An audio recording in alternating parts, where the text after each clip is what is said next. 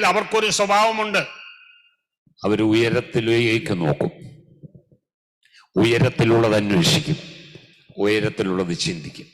ആമേൻ. അങ്ങനെയുള്ളവരുടെ സ്വഭാവം പ്രത്യേകിച്ച് തിരിച്ചറിയാം. സ്തോത്രം.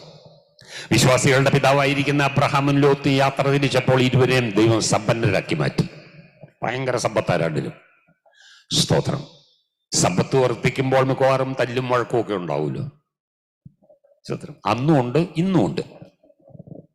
സമ്പത്തില്ലെങ്കിൽ സ്വന്തം പേഴ്സ് കാലിയാണെങ്കിൽ, ബാങ്ക് കാലിയാണെങ്കിൽ, വസ്തുവൊന്നുമില്ലെങ്കിൽ അപ്പൻ്റെ മക്കൾ കിടന്ന് തമ്മിത്തല്ലോ ഇല്ല, അപ്പനെ കുറ്റം പറയത്തുള്ളൂ. ഈ ഒരു അപ്പൻ സ്വതന്ത്രം മറ്റുള്ളവരുടെയൊക്കെ അപ്പന്മാർ ഇഷ്ടം പോലെ സമ്പാദിച്ചു, ഈ അപ്പൻ ഒരു ചുക്കും കുറ്റം പറയത്തുള്ളൂ, പക്ഷെ വഴക്കുണ്ടാക്കത്തില്ല. എന്തെങ്കിലും ഉണ്ട്, 5 സെന്റ് ഉണ്ടെങ്കിൽ മതി, അത് പിടിച്ച് വലിച്ചു അപ്പുറത്തുനിന്ന് പിടിക്കും ഇപ്പുറത്തുനിന്നും പിടിക്കും. സ്തോത്രം. 5 സെന്റ്. സ്തോത്രം. ഹല്ലേലൂയ. ഒന്ന് ആലോചിച്ച് നോക്കിയേ. സ്തോത്രം. ഇത് എവിടെ തുടങ്ങിയതാ? പണ്ടുതൊട്ടുണ്ട്. സ്തോത്രം.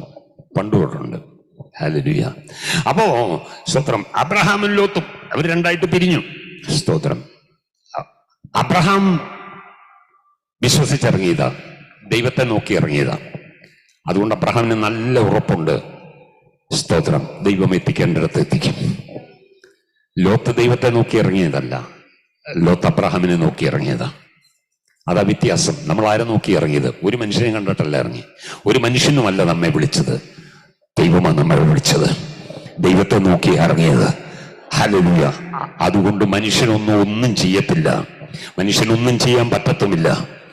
ദൈവം വിളിക്കുന്നതിന് മുമ്പേ, തെരഞ്ഞെടുക്കുന്നതിന് മുമ്പേ, അമ്മയുടെ ഗർഭത്തിൽ ഉരുവാകുന്നതിന് മുമ്പേ, ലോകസ്ഥാപനത്തിന് മുമ്പേ ഇവിടെ ഇരിക്കുന്ന ഓരോരുത്തരെ കുറിച്ചും എഴുതി വച്ചിട്ടുണ്ട്. സ്തോത്രം. ഹല്ലേലൂയ. അതിന്റെ വള്ളിയോ പുള്ളിയോ മാറ്റാൻ ആർക്കും കഴിയത്തില്ല. പക്ഷെ നിന്നു കൊടുക്കാൻ വേണം ഒരാള്. ദൈവത്തിന്റെ പദ്ധതിക്ക് വേണ്ടി പൂർണ്ണമായിട്ട് ഏൽപ്പിച്ചു കൊടുത്താൽ, ദൈവം തന്നെ സ്നേഹിക്കുന്നവർക്ക് ഒരുക്കിയിട്ടുള്ളത് കണ്ണ് കണ്ടിട്ടില്ല, ചെവി കേട്ടിട്ടില്ല, ഒരു മനുഷ്യന്റെ ഹൃദയത്തിൽ തോന്നിയിട്ടുമില്ല. ദൈവത്തിന്റെ ആത്മാവ് അത് വെളിപ്പെടുത്തി നമ്മെ ഉപയോഗിക്കും. Praise God. 2024 വിശാലമായ ഒരു കാഴ്ചപ്പാട് ദൈവമക്കൾക്കുണ്ടാകട്ടെ. സ്തോത്രം. ഹല്ലേലൂയ. നാം പട്ടണത്തെ സ്വാധീനിക്കുന്നവരായി മാറട്ടെ, രാജ്യത്തെ സ്വാധീനിക്കുന്നവരായി മാറട്ടെ. ഹല്ലേലൂയ. യെരുശലേമിൽ മാത്രമല്ല, യഹൂദിയിൽ മാത്രമല്ല, ശമരിയിൽ മാത്രമല്ല, ലോകത്തിന്റെ അറ്റത്തോളം. ഹല്ലേലൂയ.